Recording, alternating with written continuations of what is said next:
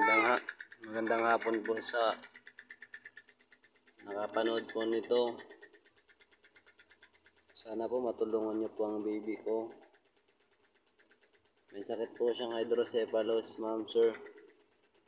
May sakit po siyang hydrocephalus. Sana pong matulungan niyo. Pambili po ng gamot. Sa mga pangangailangan niya po, wala po kasi kami sapat na pera para mabilang pangangailangan niya, kaya po humihingi po kami ng tulong sa inyo para din po sa baby namin.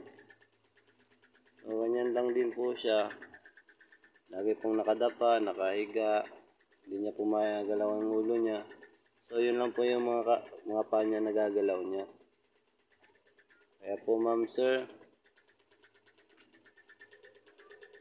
tulungan niyo naman po ang baby ko. Ang trabaho ko lang po kasi isang mantutuyo ng isda. Ay ngayon pong buwan, mahina na po kasi ang isda kasi po matag-ulan na. Tsaka mahal po din. Pag mahal po ang isda, di po kami nakakabilad.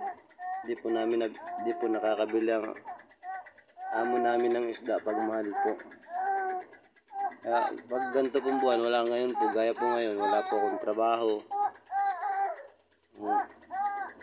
Tapos din po sa pagkain, sa gatas.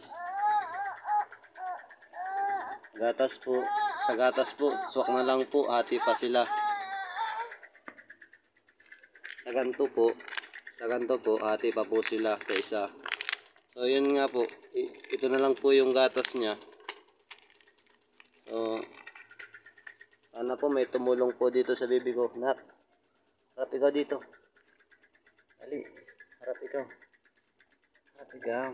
Dali. Ay. Harap. Wah! So yan po siya. Ma'am sir, kung nakikita nyo po, hydrocephalus po yan. Matuwain po siya. Kailangan nyo lang po kasi ng check up. Saka yung gamot niya po, yung vitamins, tapos yung yung EEG po. EEG, yun po yung reseta sa amin sa Naga. Yun po yun. Saka yung CT scan, yun din po. Hindi naman po kami binigyan ng date o kung kailan kami babalik. Pero po babalik na lang po kami pag may ganun na po siya, may tumulong o maibili namin yung pangangailangan niya. Tapos yung check up po sa Naga, 1,000 din po yun. Sa ganyan po, 1,000 isang check up. So yung sa pamasahe din po, balikan, bali hindi po bababa ng 800. Yan po yun. Sana po tulungan niyo po ang baby ko. Ang taon niya po ay 1 year and 6 months pa lang po siya. Nagkameron po siya nito nung nagdadalawang buwan na po siya yung sakit niya. Ganito po sa kakahiga niya, nagsusugat-sugat. Yung tsaka yung parang pag po siya, yung sumasakit po ang ulo niya, binubunot niya yung buhok niya. Binubunot po. Opo. Binubunot niya po yan. Sana po matulungan niyo po ang baby ko. Pampinansya lang po.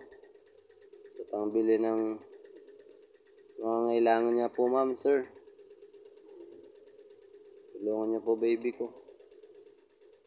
Maraming salamat po sa nakapanood po at sa matutulong.